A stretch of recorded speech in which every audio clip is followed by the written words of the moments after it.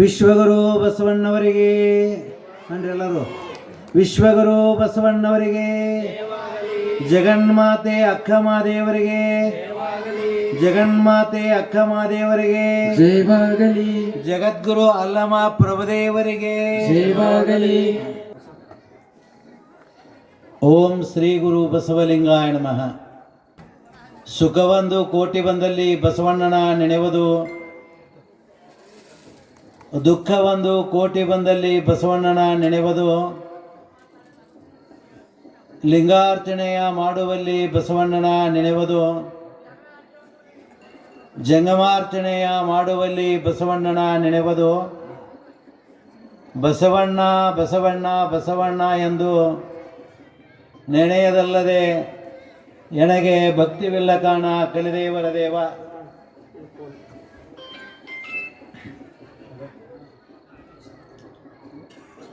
ಮಹಾಮಾನವತಾವಾದಿ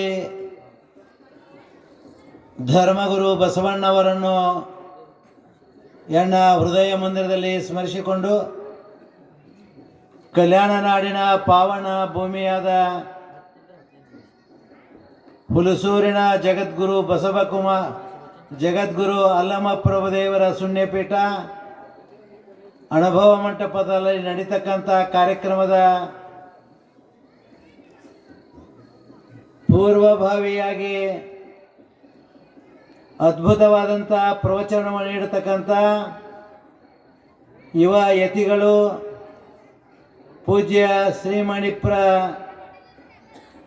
ಪ್ರಭು ಮಹಾಸ್ವಾಮಿಗಳವರ ದಿವ್ಯ ಸನ್ನಿಧಾನದಲ್ಲಿ ಅನಂತ ಶರಣುಗಳನ್ನು ಹೇಳಿ, ಈ ಸಮಾರಂಭದಲ್ಲಿ ಸಂಗೀತಗಾರರಾಗಿರ್ತಕ್ಕಂಥ ನಮ್ಮ ಪ್ರೇಮ್ ಗೌಡಗಾವೆ ಮತ್ತು ಶೇಖರ್ ಇಮ್ಡಿ ಅವರಲ್ಲಿಯೂ, ಹಾಗೂ ಸಂಚಾಲನೆ ಮಾಡತಕ್ಕಂಥ ನಮ್ಮ ಗದಗಯ್ಯ ಸ್ವಾಮಿಯವರಲ್ಲಿಯೂ, ಈ ಸಮಾರಂಭದಲ್ಲಿ ಪಾಲ್ಗೊಂಡಿರುವ ಎಲ್ಲ ಶರಣರಲ್ಲಿ ಮತ್ತು ಶರಣೆಯರಲ್ಲಿ ನನ್ನ ಅನಂತ ಶರಣಾರ್ಥಿಗಳು. ಅಂಡ್ರೆಲ್ಲರೂ ಶರಣಾರ್ಥಿಗಳು. ನಿಜವಾಗಿ ಇದು ಬಯಲು ಪ್ರದೇಶ.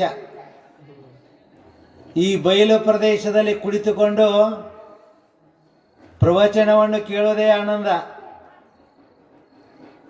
ಎಲ್ಲರೂ ಹೇಳಿದ್ರು, ಏನು ಹೇಳಿದ್ರು ಅಂದರೆ, ಅಪ್ಪರ ಚಳಿ ಬಾಳದ, ಇಲ್ಲಿ ಕಾರ್ಯಕ್ರಮ ಮಾಡೋದು ಬೇಡ, ಒಳಗೆ ಮಾಡೋಣ ಅಂತ ಹೇಳಿದ್ರಿ.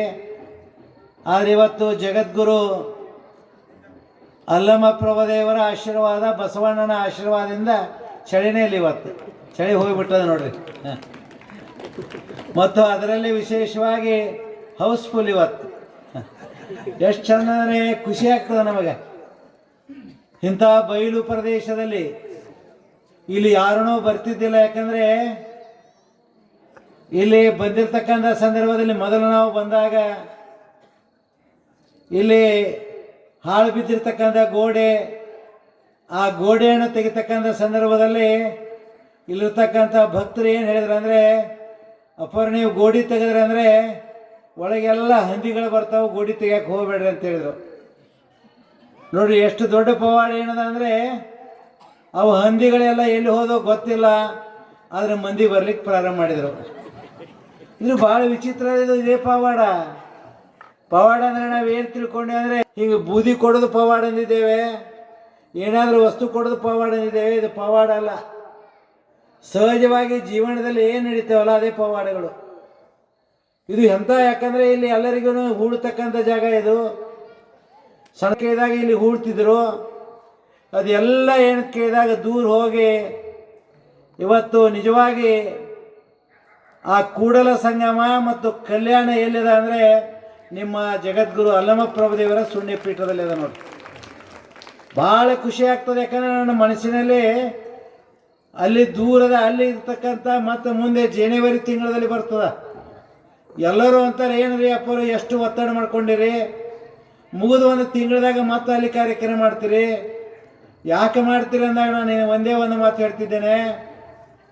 ಯಾಕಂದ್ರೆ ದವಾಖಾನೆಗಳಿರ್ತಾವೆ. ದವಾಖಾನೆ ನೀವೆಲ್ಲ ನೋಡಿರಿ, ಏನು ನೋಡಿಲ್ಲ? ದವಾಖಾನೆಗಳು ನೋಡ್ರಿ, ದವಾಖಾನೆಗಳು ಯಾಕೆ ಜಾಸ್ತಿ ಆಗ್ತಾವೆ? ಯಾಕೆ ಜಾಸ್ತಿ ಆಗ್ತಾರೆ ಡಾಕ್ಟರ್ಗಳು ಯಾಕೆ ಜಾಸ್ತಿ ಆಗ್ತಾರೆ ಅಂದರೆ ನಿಮಗೆ ರೋಗ ಬಂದಿರ್ತದೆ, ರೋಗ ಬಂದಿರತಕ್ಕಂಥ ಸಂದರ್ಭದಲ್ಲಿ ನಿಮ್ಮ ಕಾಯಿಲೆ ಏನು ಗುಣ ಮಾಡಲಿಕ್ಕೆ ಅಂತ ಕೇಳಿದಾಗ ಡಾಕ್ಟರ್ಗಳು ಬೇಕು. ಅದೇ ರೀತಿ ಅಂತ ಕೇಳಿದಾಗ ಒಂದಲ್ಲ ಎರಡಲ್ಲ, ವರ್ಷಕ್ಕೆ 8 ಕಾರ್ಯಕ್ರಮ ಮಾಡಿದರೆ ಕೂಡ ಏನು ಕೇಳಿದಾಗ ಇಲ್ಲಿ ಬಂದಿರತಕ್ಕಂಥ ಡಾಕ್ಟರೇ ಇವರು. ಈ ಡಾಕ್ಟರ್ ಏನು ಮಾಡ್ತಾರೆ ಅಂದರೆ ನಿಮ್ಗೆ ಆಪ್ರೇಷನ್ ಮಾಡ್ತಾರೆ ನೋಡ್ರಿ. ಯಾವ ಆಪ್ರೇಷನ್ ಮಾಡ್ತಾರೆ ಅಂದರೆ ಮನದಲ್ಲಿರ್ತಕ್ಕಂಥ ಅಜ್ಞಾನದ ಗುಣಗಳನ್ನು ತೆಗೆದುಹಾಕಿ ಸುಜ್ಞಾನದ ಗುಣಗಳನ್ನು ಬಿತ್ತಾರೆ. ಅದರ ಜೊತೆಯಲ್ಲಿ ಏನು ಕೇಳಿದಾಗ ನಿಮ್ಮಲ್ಲಿರ್ತಕ್ಕಂಥ ಕಂದಾಚಾರಗಳು, ಮೂಢನಂಬಿಕೆಗಳು ಇವೆಲ್ಲ ಹೊಡೆದೊಡಿಸೋ ಸಲುವಾಗಿ ಇಲ್ಲಿ ಡಾಕ್ಟರ್ ಬಂದಾರೆ. ಇವು ಯಾವ ಡಾಕ್ಟರ್ ರೀ? ನಿಮ್ಮ ಡಾಕ್ಟರ್ ಇವರು. ಆ ಡಾಕ್ಟರ್ ಏನು ಮಾಡ್ತಾರಂದರೆ ಈ ಶರೀರಕ್ಕೆ ಹತ್ತಿರತಕ್ಕಂಥ ರೋಗನ ಕಳೀತಿದ್ದಾರೆ. ಈ ಡಾಕ್ಟರ್ ಏನು ಕಳೀತಾರೆ ಅಂದರೆ ಜನ್ಮ ಜನ್ಮಾಂತರಕ್ಕೆ ಹತ್ತಿರತಕ್ಕಂಥ ಏನು ಅಂಟ ರೋಗ ಅದಲ್ಲ, ಈ ಜನ್ಮ ಜನ್ಮಾಂತರಕ್ಕೆ ಹತ್ತಿರತಕ್ಕಂಥ ಅಂಟ ರೋಗ ಅನ್ನತಕ್ಕಂಥ ಏನು ಜಾತಿ ಅದಲ್ಲ, ಜಾತಿಯನ್ನು ಕಳೆದು ಶಿವಭಕ್ತನಾಗಿ ಮಾಡತಕ್ಕಂಥ ಶಕ್ತಿ ಯಾರಲ್ಲಿದೆ ಅಂದರೆ ಗುರುವಿನಲ್ಲಿ ಇರ್ತದೆ ನೋಡ್ರಿ. ಅದಕ್ಕಾಗಿ ಗುರುಗಳು ಏನು ಮಾಡ್ಯಾರ ಅಂದರೆ ಇವತ್ತು ನಿಮಗೆಲ್ಲರಿಗೂ ಪ್ರವಚನ ಮಾಡ್ತಿದ್ದಾರೆ. ಸಮಯ ಆಗ್ಯದ, ಆದರೂ ಕೂಡ 1-2 ಮಾತು ಭಾಳ ಚೆನ್ನಾಗಿ ಹೇಳಿದ್ರು ಅವರು. ನಮ್ಮ ಜೊತೆ ಏನು ಬರಂಗಿಲ್ಲ ಅಂತ ಹೇಳಿದ್ರೆ ಕರೆಕ್ಟ್ ಅದ. ಏನು ಬರ್ತದೆ ಹೇಳ್ರಿ? ಏನೂ ಬರಂಗಿಲ್ಲ, ಆದರೆ ಒಂದೇ ಒಂದು ಮಾತ್ರ ಬರ್ತದೆ. ಯಾವುದು ಬರ್ತದೆ ರೀ? ಲಿಂಗ, ಇಷ್ಟಲಿಂಗ. ಇದೆಲ್ಲ ಏನು ಕೇಳಿದಾಗ ಬರೀ ನಮ್ದು ನಮ್ದು ನಮ್ದು ನಮ್ದು.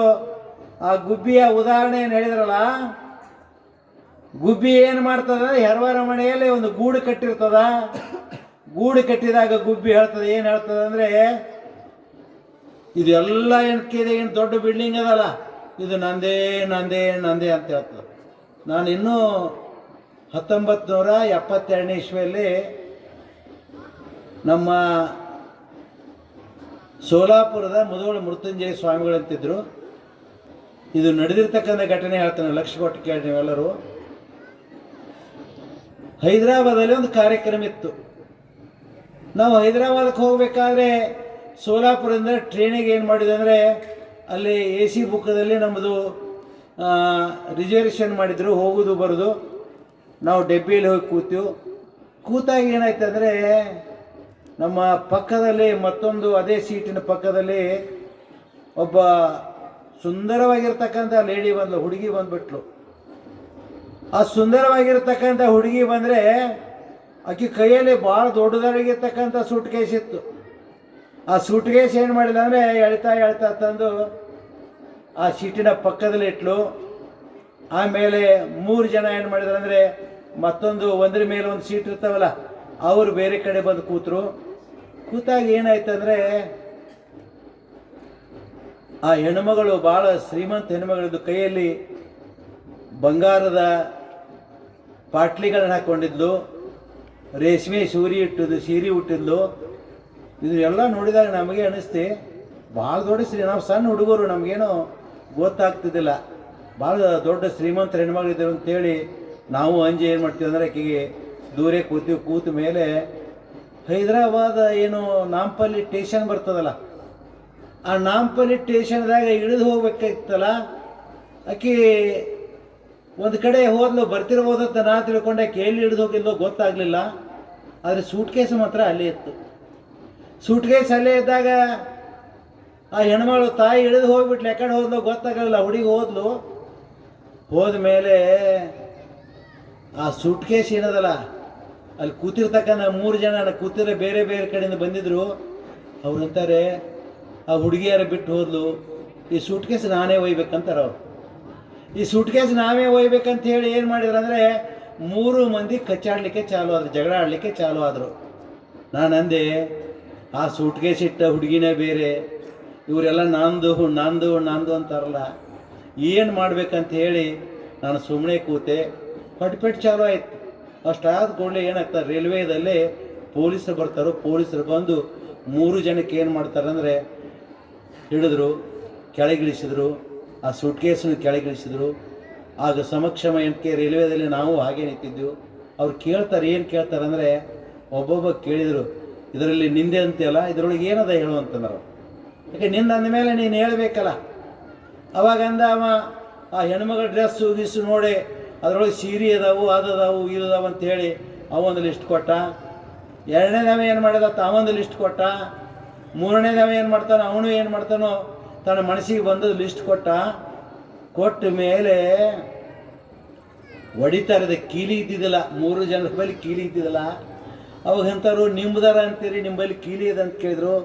ಕೀಲಿ ಇದ್ದಿದ್ದಿಲ್ಲ, ಹೊಡೆದಾಗ ಒಡೆದು ತೆಗೆದು ನೋಡಿದಾಗ ಏನಾಗ್ತದೆ ಅಂದರೆ 8 ವರ್ಷದ ಹುಡುಗನನ್ನು ತುಕಡಿ ಮಾಡಿ ಒಳಗಾಗಿ ತುಂಬಿತ್ತಿದ್ರೊಳಗೆ ಆ ಸುಟ್ಕೇಸ್ದಾಗ. ಆಗ ಹಮಾರನೇ ಅಂತಾರೆ. ಮೊದಲೇನಂದ್ರು ನಾಂಬದು ಅಂದರು, ನಂತರ ಹಮಾರನೇ ಅಂದ್ರೆ ಬಿಡ್ತಾರ್ರಿ ಪೊಲೀಸರು. ಕುಂಡಿ ಮೇಲೆ ಬದ್ದು ಏನು ಮಾಡಿದ್ರು ಜೈಲಿಗೆ ಹಾಕಿದ್ರು. ನಮ್ಮದು ಹಾಗೆ ಆಗ್ಯದ. ಗುಬ್ಬಿ ಹರವರ ಮನೆ ತನ್ನ ಮನೆ ಎನ್ನುವಂತೆ. ಇದೆಲ್ಲ ಏನು ನಂದೇ ನೋಡ್ಬೇಕ್ರಿ.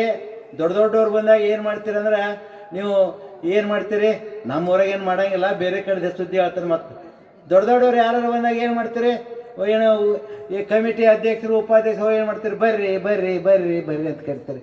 ಯಾಕೆ ಬರ್ರಿ ಅಂತ ಕರಿತೀರಿ ಅಂದ್ರೆ ಅವು ಕಾಣಂಗಿಲ್ಲ, ಮ್ಯಾಲೆ ಕಾಣ್ತಿರ್ತಾವೆ. ಮತ್ತು ಬೀದಿಗಿದ್ದಾನ ಅಂತೇಳಿ ಕರ್ಕೊಂಡು ಬರ್ತಿರ್ತಾರೆ. ಯಾಕೆ ಅಲ್ಲಿ ಏನಾಗಿರ್ತದೆ, ಸಂಪತ್ತಿನ ಮದ ಇರ್ತದೆ. ಅದಕ್ಕಾಗಿ ಜೀವನದಲ್ಲಿ ಯಾವುದು ನಮ್ಗೆ ಸರಿ ಬರೋಂಗಿಲ್ಲ. ಒಂದೇ ಏನು ಕೇಳಿದಾಗ ಲಿಂಗ್ ಬರ್ತಕ್ಕಂಥ ಉದಾಹರಣೆ ಭಾಳ ಚೆನ್ನಾಗಿ ಹೇಳಿದರು. ಇವತ್ತಿನ ಪ್ರಸಾದ ವ್ಯವಸ್ಥೆ ಮಾಡಿರ್ತಕ್ಕಂಥ ನಮ್ಮ ವೀರಪ್ಪ ಬಂಡೆಪ್ಪ ಚೌರಿ ಅವರು, ಯಾಕಂದರೆ ಮೊನ್ನೆ ನಮ್ಮ ಸಂತೋಷ್ ಕಾಮಶೆಟ್ಟಿ ಅವರು ಮಾಡಿದರು, ನಿನ್ನೆ ಅಶೋಕ್ ಉಸ್ತುರಿಗೆ ಅವರು ಮಾಡಿದರು. ಇವತ್ತೇನು ಕೇಳಿದಾಗ ನಮ್ಮ ವೀರಪ್ಪ ಬಂಡೆಪ್ಪ ಚೌರಿ ಅವರು ಏನು ಮಾಡ್ಯಾರ ಅಂದರೆ ನಿಮಗೆಲ್ಲ ಪ್ರಸಾದ ವ್ಯವಸ್ಥೆ ಮಾಡ್ಯಾರ.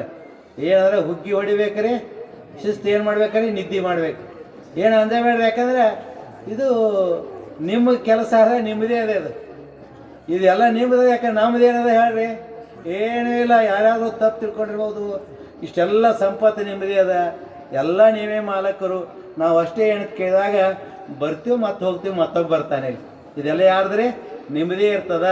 ಅದಕ್ಕೆ ನೀವೆಲ್ಲ ಇವತ್ತು ಎಷ್ಟು ಜನ ಹೆಣ್ಮಕ್ಳು ಬಂದಿರಿ ನೋಡಿದಾಗ ಭಾಳ ಖುಷಿ ಆಗ್ತದೆ. ಗಂಡಸರು ಕೂಡ ಸಾಕಷ್ಟು ಬಂದವು, ಹುಡುಗರು ಕೂಡ ಏನಂತ ಸಾಕಷ್ಟು ಹುಡುಗರು ಓಡಾಡ್ತಿದ್ದಾವೆ. ಅದಕ್ಕಾಗಿ ಇವತ್ತು ನಮ್ಮ ವೀರಪ್ಪ ಬಂಡೆಪ್ಪ ಚೌರಿ ಅವರು ಏನು ಮಾಡ್ಯಾರ ಅಂದ್ರೆ ಇವತ್ತಿನ ಪ್ರಸಾದ ವ್ಯವಸ್ಥೆ ಮಾಡಿದ್ದಾರೆ.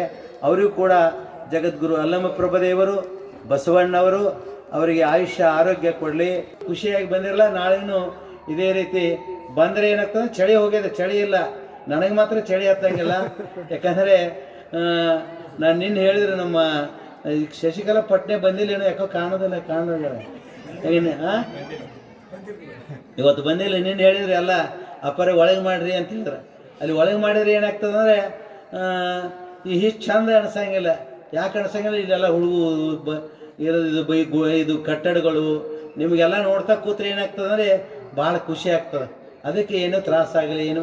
ಇವತ್ತೊಂದು ದಿವಸ 3 ದಿನ ಅದು ರೀ, ನಾಳೆಗೆ ಹೆಂಗಿದ್ರು ಮದುವೆ ಅದ, ಒಳಗೆ ಮಾಡಕ್ಕೆ ಬರೋಂಗಿಲ್ಲ, ಇವತ್ತೂ ಮಾಡಕ್ಕೆ ಬರಲ್ಲ. ಯಾಕಂದ್ರೆ ಡೆಕೋರೇಷನ್ ಮಾಡ್ಯಾರ ನೋಡ್ಬೇಕಾರ. ಅವ್ರು ನಮ್ಮ ಬರ್ಸಕ್ಕೆ ಹತ್ತಂಗಿಲ್ಲ. ನೀವೇ ಅಂತೀರಿ ಅಪ್ಪ ಫ್ಯಾನ್ ಚಾಲು ಮಾಡಿರಿ ಅಂತೀರಿ, ಮತ್ತೆ ಫ್ಯಾನ್ ಹಚ್ಚಿರಿಲ್ಲತ್ತೀರಿ. ಅದಕ್ಕಾಗಿ ಯಾರನ್ನೂ ಏನೂ ತಿಳ್ಕೊಬೇಡ್ರಿ. ನಮ್ಮ ಕಮಿಟಿ ಅವ್ರೇನು ಓಡಾಡ್ತಾರಲ್ಲ ಹೆಚ್ಚು ನೀವೆಲ್ಲರೂ ದಾಸೋಹ ಮಾಡಿರಿ. ಅದ್ರ ಜೊತೆ ನಮ್ಮ ಬೀದರಿಂದ ಬಂದಿರ್ತಕ್ಕ ನಮ್ಮ ಬಸವರಾಜ್ ಅದೇ ಸರ್ ನಮ್ಮ ಬಿರಾದರ್ ಆಗಲಿ ಭಾಳ ಖುಷಿ ಆಗ್ತದೆ ನೋಡ್ರಿ. ಅಲ್ಲಿಂದ ಬಂದು ಇದನ್ನು ಮಾಡ್ತಾರೆ ಅವ್ರು. ಫೇಸ್ಬುಕ್ದಿಂದ ನೀವೆಲ್ಲರೂ ಹೆಂಗೆ ಕೂತೀರಿ ಏನು ಮಾಡ್ತೀರೋ ಇಡೀ ಕರ್ನಾಟಕ ಅಷ್ಟೇ ಅಲ್ಲ, ಇಡೀ ಪ್ರಪಂಚ ತುಂಬ ಹೋಗ್ತದೆ. ಅದು ಯಾರು ನೋಡಿದೆ ಅಂದರೆ ಅದನ್ನು ಓಪನ್ ಮಾಡಿದರೆ ಎಲ್ಲರಿಗೂ ಕಾಣ್ತಾರೆ. ಅದಕ್ಕಾಗಿ ಮತ್ತು ಇನ್ನೊಂದು ಮಾತು ವಿಶೇಷ ಅಂದರೆ ನಮ್ಮದೇನು ಹುಟ್ಟಿದ ಹಬ್ಬ ಇರ್ತದಲ್ಲ, ನಾವು ಹುಟ್ಟಿದ ಹಬ್ಬ ಮಾಡ್ಕೋಂಗಿಲ್ಲ. ಅವತ್ತು ತೇರು ಎಳಿತೀರಿ. ಅವತ್ತು ದಿವಸ ಏನಾಗ್ತದೆ, ನಮ್ಮ ಹವಾಮಲಿನಾಥ ಮಹಾರಾಜರು ಬರ್ತಾರೆ. ಅವ್ರು ಅಂದಾರೆ ಈ ವರ್ಷ ಏನು ಮಾಡ್ತೀವಿ ಅಂದರೆ, ಅಪ್ಪರೇ ನಾನು ಎಲ್ಲರಿಗೂ ಕಬ್ಬಿನ ಹಾಲು ಕೊಡ್ತೇನೆ. ನಾವು ಅದಕ್ಕೆ ಏನು ಮಾಡ್ತಾರೆ, ದೊಡ್ಡ ಲಾರಿ ತಂದು ನಿಂದಿರ್ತಾರೋ, ಕಬ್ಬಿನ ಹಾಲು ತೆಗಿತಾರೋ.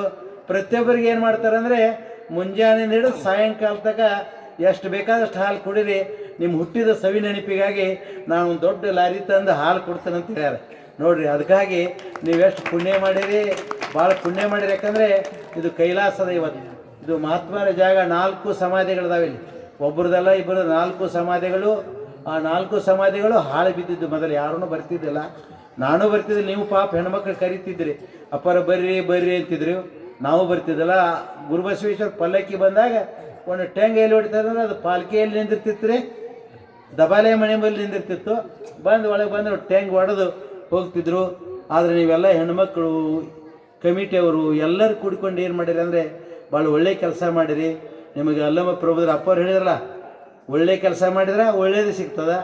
ಆ ಅತ್ತೆ ಮುದುಕಿ ಏನು ಮಾಡ್ತಿತ್ತು, ಅತ್ತಿಗೆ ಕಾಲಿಲಿ ತಿಕ್ತಿತ್ತು. ನಂತರ ಸೊಸಿ ಬಂದಕ್ಕೆ ಏನು ಮಾಡಿಲ್ಲ ರೀ, ಆಕಿನೂ ಕಾಲಿಲಿ ತಿಕ್ಕಕ್ಕೆ ಚಾಲು ಮಾಡಿಲ್ಲ. ಅದಕ್ಕೆ ನೀವು ಏನು ಒಳ್ಳೆ ಕೆಲಸ ಮಾಡ್ತೀರಿ ಅದು ಒಳ್ಳೇದಾಗ್ತದೆ. ಪುಣ್ಯ ಮಾಡಿದ್ರೆ ಪುಣ್ಯದ ಕೆಲಸ ಆಗ್ತದೆ. ಅದಕ್ಕಾಗಿ ದೇವರು ನಿಮ್ಗೆ ಒಳ್ಳೇದು ಮಾಡಲಿ. ಎಲ್ಲರಿಗೂ ಶರಣಾರ್ಥಿಗಳು.